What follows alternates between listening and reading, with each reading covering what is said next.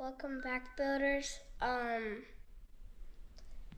We're gonna do a time lapse on what we're doing. Yep, part 2. Got the rear suspension done. We're gonna work on the front. Now we're gonna do the front. So hang tight.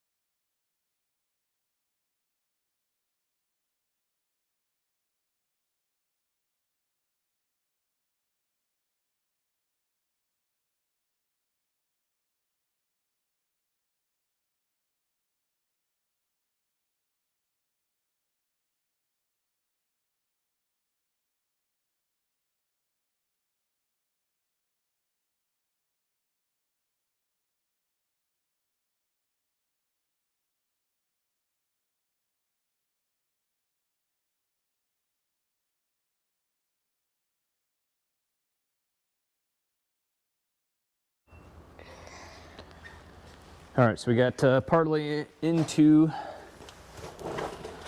the front of the suspension, and our GoPro battery went dead, so the time lapse has stopped. So I thought I'd just give you a quick overview of what we've done so far.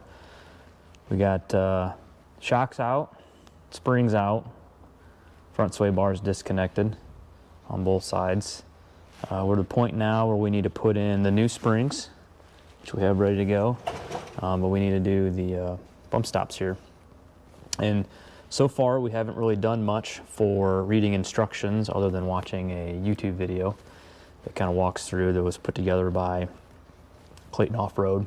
But I will say that Clayton's instructions are very detailed once we go back through and look through all of it. One thing in particular with the front bump stops, you've got to drill I think it's 11/32 hole, somewhere in that range, but it tells you very clearly on what to do there. So we've been trying to go through it blind just to see how good the instructions are, and once you start piecing it together, they do a pretty good job there. So we're gonna get those marked, get them drilled, and have Brody go to work. What do you think? Mm-hmm. Man of many words. All right, 13/32. Remember that. That's what size hole we need to drill for that bump stop. See if we even have the right size drill bit. 13/32. We do not. What is close to a 13/32? 7/32. I think would be the next closest. That seems kind of small. No, that'd be wrong. It's the other way around. That'd be half the size we need. What's a 12/32? What's a 12/32? I don't know. You don't know? What's half a 12? 6. What's half a 32? 6. No. Yep, 16. 16. Yep. So that'd be a 6/16. What's half a 6? 3. What's half a 16? 8. So 3/8 is the next size up. So we'll drill a 3/8 because that's the drill bit we have. We might want to pilot hole our way into it. So maybe we'll start with a 3/16. Center punch it, and then we'll bump up to a 3/8. What do you think? That'll work? Mm-hmm. Okay. How come a 1/2 is so big? What's that? How come? A 1/2, ½ inch? Yeah. Because it's a half of an inch. So we'll do if it fits. Go grab the hammer, buddy. Hammer? Yep, grab me the hammer. Harder. Yep, The hard one? yep, steel hammer. That one's called a mallet. I'm not looking. Okay. Oh, never mind. Actually, it's right here on the stool underneath me. Yeah, I was like, it's not there now. You already thought ahead. Okay, here's what we're gonna do. We're gonna center this bad boy the best we can. All right, so the way we mark this thing, because there's a flat spot on here, we originally were centering the bump stop on this space. But that's not the center of where the spring will sit.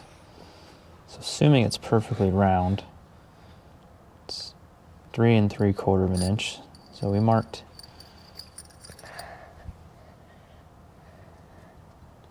1 7/8 to center, and then marked 1 7/8 to here. So I think that is what we're trying to accomplish with this.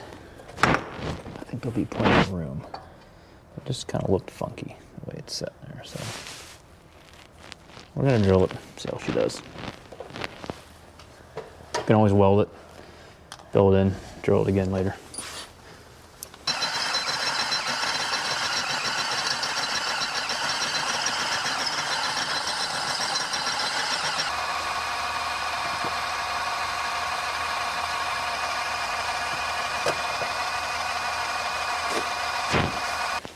All right, let's get the shocks in. That's the next step.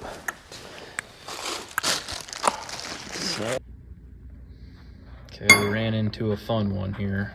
This is maybe one thing they don't explain very well.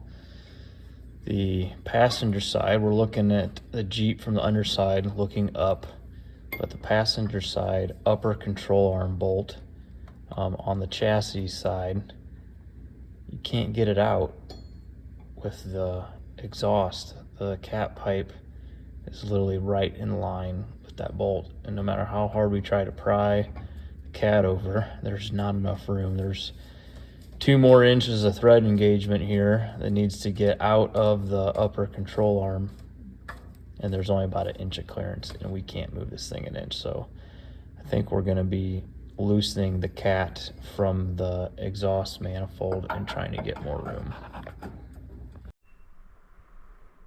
All right, so ended up taking out the inner fender here on the passenger side. There's a couple 10 millimeters up here and some of those body Christmas trees. One thing that's interesting is these little like plastic pop rivets. I don't think they're reusable. Punch the center out of it, definitely makes it easier to pull it out of there, but had to take 3 of them out.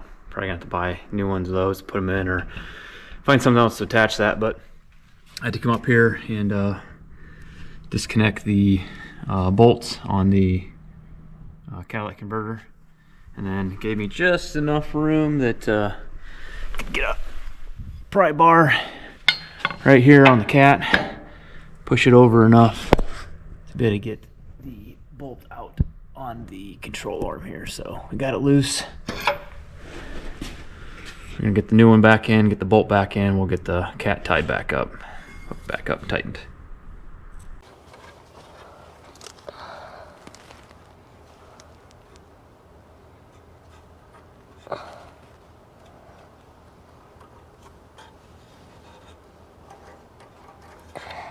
Pretty tight in there, isn't it? Yeah. Got it a little bit. Got it.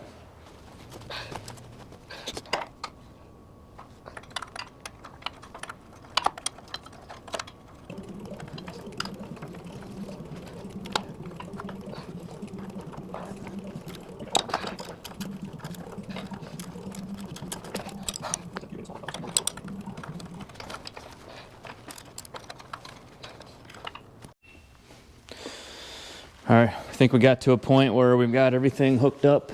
Did the relocation of the rear sway bar connecting links to the front. And now we're ready to put the tires on, set her down on the ground, and make sure we've got the track bars centering the axle properly. I think that'll be as far as we need to get for now.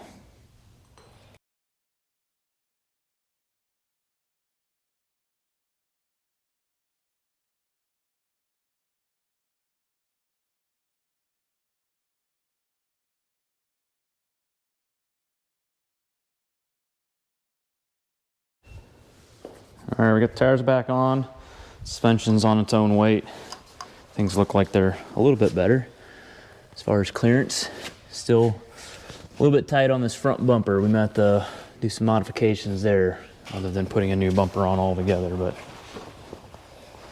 definitely looks like she's got a little bit of forward rake. Certainly a lot more clearance here on the rear, especially with trimming that body corner off. So we're gonna get things tightened up and yeah, go from there. Okay, we got everything tightened up, so I think it's a wrap for today. So subscribe, hit the like button, and smash the bell button. Stay tuned. Thanks for watching.